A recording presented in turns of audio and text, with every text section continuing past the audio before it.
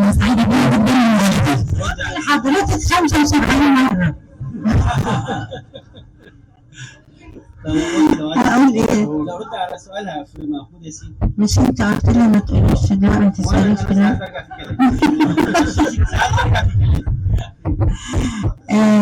هو السؤال كان إيه؟ من غير ما تعيد اللي قلتيه.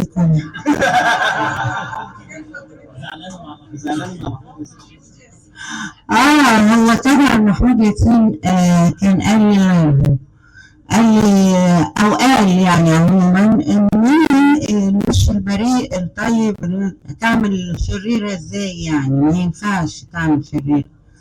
فانا عملته بطريقة مختلفة خالص، يعني مش كشرت ورفعت حواجبي فوق وبتاع، مفيش كده خالص.